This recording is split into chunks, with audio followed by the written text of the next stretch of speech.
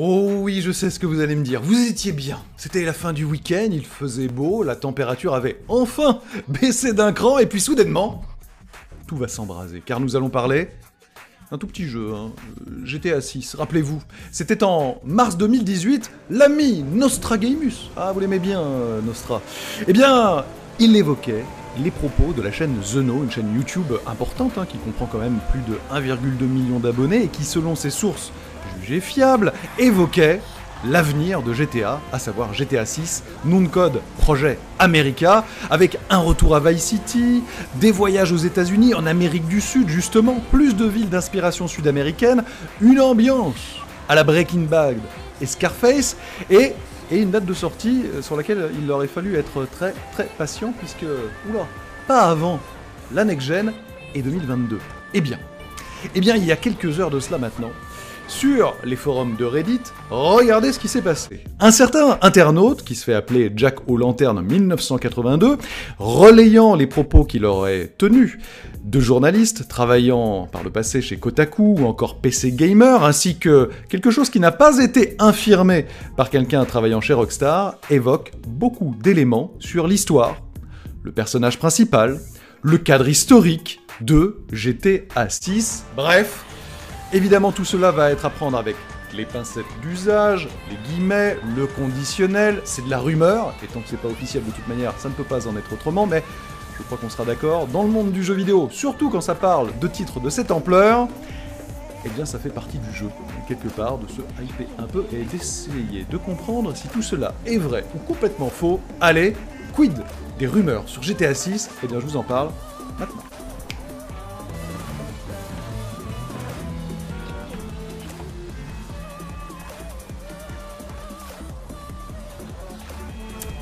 Allez, parmi les premiers éléments centraux de ce qu'on en apprend là, dans ces informations, après évidemment au conditionnel, eh bien c'est que le projet serait en développement depuis déjà un bon bout de temps. En effet, eh bien le titre aurait vu son développement commencer en 2012, un an avant même le lancement de GTA V, mais la production a vraiment débuté à la mi-2015, puis a connu quelques atermoiements, voire même a été frisée pendant que les équipes se concentraient vraiment sur Red Dead Redemption 2.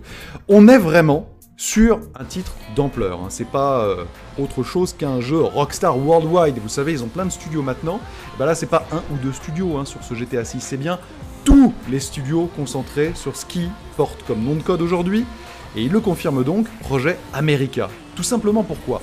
Eh bien, car l'histoire va se situer à la fois à Vice City, donc vous reconnaissez forcément quelques images, c'est les images de l'époque, mais aussi dans un nouveau lieu fictif qui serait basé à Rio de Janeiro, avec quelques missions linéaires se déroulant à Liberty City, donc vous commencez à comprendre un petit peu le côté toutes les États-Unis, l'Amérique au sens large. D'ailleurs, ce qui se passerait à Liberty City, ce serait pas en monde ouvert, mais un peu à l'image de ce qui s'est passé dans le village de Londondorf dans GTA V. Il y aurait aussi, mais ça il n'a pas pu le confirmer, peut-être quelques séquences à Cuba, et quand on va parler de l'histoire, vous allez probablement mieux comprendre pourquoi, parce qu'il y a des personnages cubains historiques qui seraient dépeints de manière un peu virtuelle ici. Le jeu, et ça je sens que ça va faire plaisir à quelques-uns, tentera un mix entre réalisme mais aussi arcade, vraiment dans l'esprit GTA, et donc ne cherchera pas à être aussi réaliste que Red Dead Redemption 2, c'est des retours qui avaient été faits de manière assez majeure. Il n'y aurait qu'un seul héros jouable, et contrairement à ce que la rumeur évoquait il y a quelques temps donc, il s'agirait d'un homme.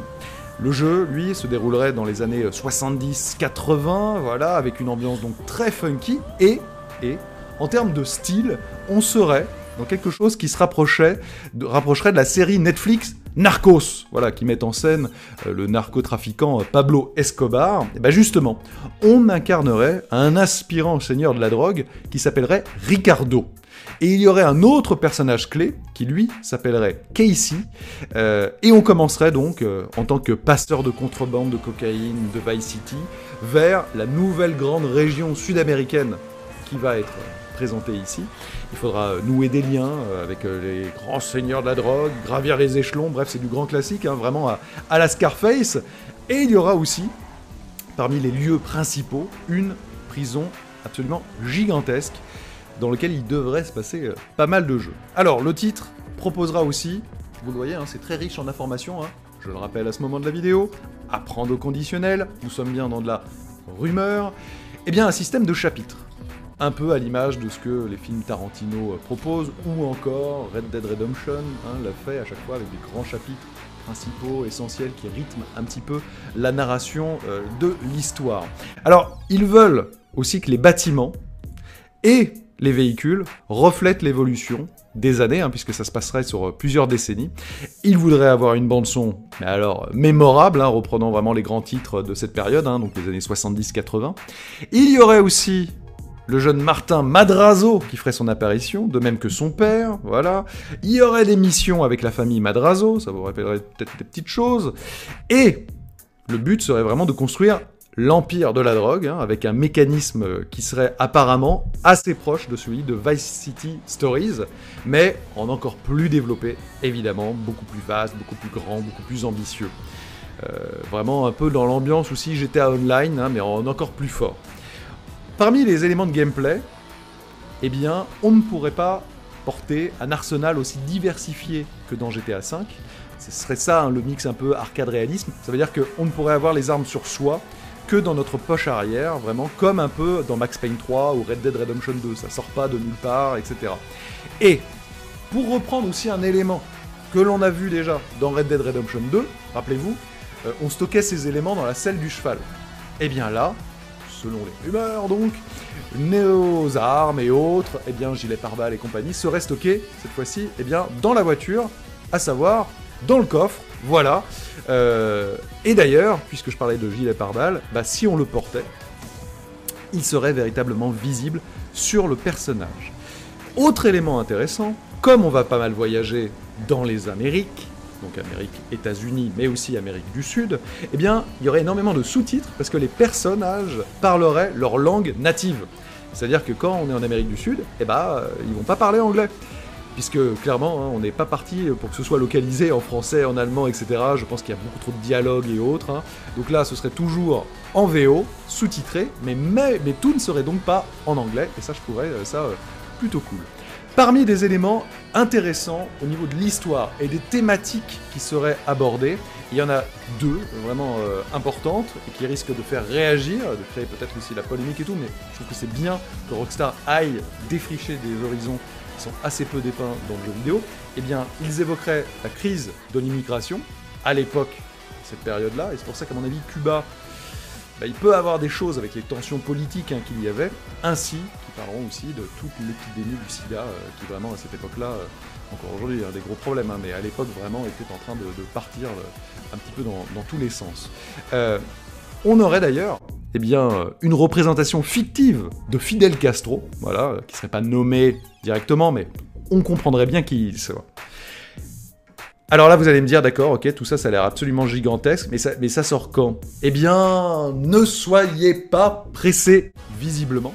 Et ça m'étonne quelque part un peu, parce que ça va à l'encontre des propos récents de Strauss-Zelnick, le big boss de Take-Two, à qui appartient Rockstar, qui a évoqué que quand même les développements de 8 ans, et là il faisait directement référence à Red Dead Redemption 2, vous savez, qui a connu 8 longues années de développement, et bien ça, c'était quand même fini. Il fallait accélérer un peu les choses. Et bien là, autant la première fois où je vous en avais parlé, on parlait de 2022, mais là on parle toujours de à peu près cette période-là, puisque le jeu ne serait pas prévu sur cette génération de machines, donc PS4, Xbox One. C'est-à-dire qu'il n'y aurait eu aucun GTA sur cette génération. Alors vous allez me dire GTA V, oui mais GTA V était prévu à la base et sorti initialement, c'est un jeu qui a été optimisé pour la génération PS3 360 et qui est sorti après en version remasterisée et boostée sur cette génération. Là ils zappaient vraiment, et ça sortirait directement sur PS5 et Xbox Scarlett. Donc on aurait quand même clairement encore un peu le temps. Intéressant aussi de noter que toujours, selon cet informateur sur Reddit, le jeu est vraiment l'objectif principal, la concentration de chez Rockstar, mais qu'à côté, il y aurait un autre jeu, et ce serait Bully 2, effectivement.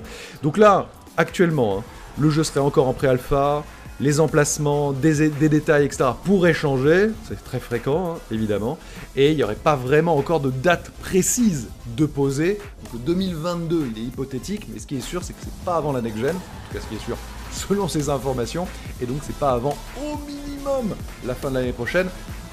Et soyons clairs, un GTA au lancement de la next-gen, certes, ce serait très fort, mais ce serait dommage parce qu'il n'y a pas beaucoup de consoles et GTA est vraiment a besoin d'avoir énormément de hardware installé pour pouvoir pleinement s'épanouir. Ça se vend à des dizaines et dizaines et dizaines, voire près d'une centaine de millions d'exemplaires pour GTA V, c'est vous dire. Donc, bah voilà un petit peu tout ce que je pouvais vous dire sur ces, je vous les remontre, rumeurs longues. Il y a beaucoup d'éléments qui ont été évoqués par Jack aux lanternes, qui nous prend peut-être... Il faudra ne pas confondre les vessies pour des lanternes, c'est donc, attention, méga conditionnel, mais à l'intérieur, je trouve qu'il y a des éléments qui ont l'air d'être assez probables. Je pense que ce côté Amérique au sens large, avec des villes américaines, des États-Unis et de l'Amérique du Sud, le retour Vice City quand même, ça fait plusieurs fois qu'il revient, par plusieurs sources différentes, donc ça a l'air de se crédibiliser un peu. Après...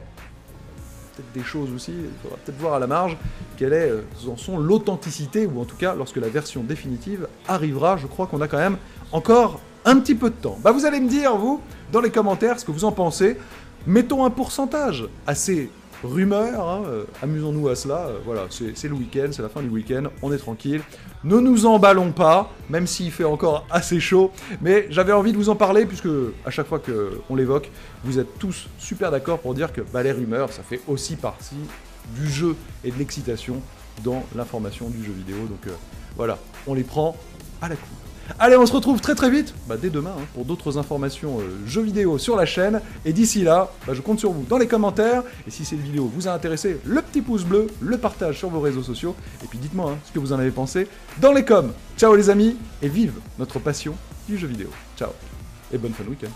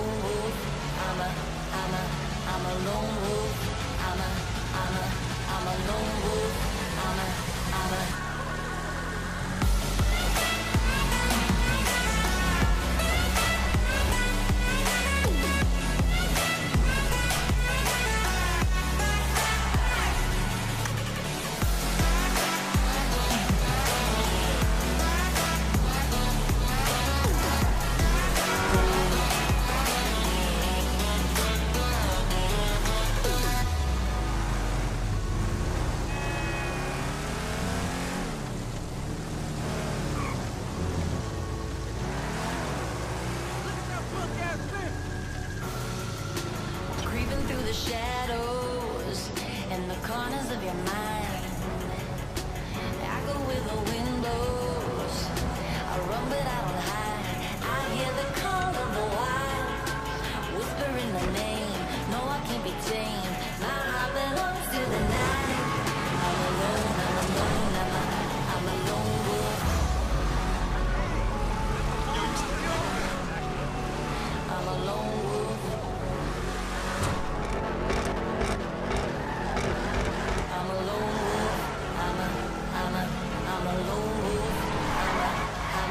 I'm a lone wolf. I'm a lone wolf. I'm a lone wolf.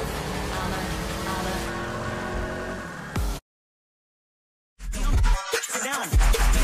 Sit down.